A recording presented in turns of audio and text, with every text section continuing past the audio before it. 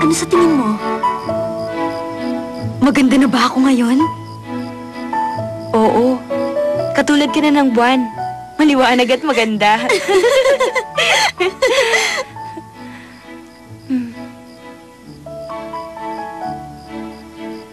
Bakit? Hindi naman yun totoo. Gaitong naman. Alam kong niloloko mo lang ako.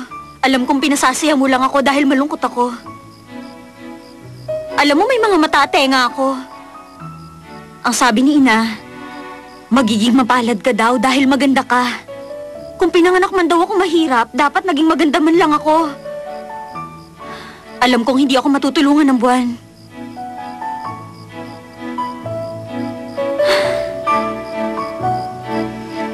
Gaitong. Sumama ka sa akin. Halika. Bilisan mo. Hoy, anong gagawin natin dito? Basta, halika na. Ano bang gagawin mo? Maghintay ka lang. Gagawin kitang isang diwata.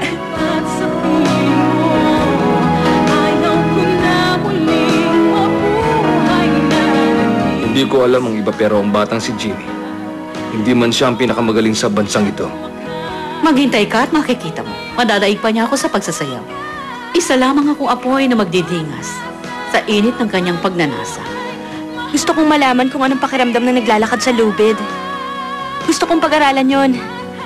O sige, tuturuan kita. Talaga po? Kaya lamang, meron tayong kasunduan.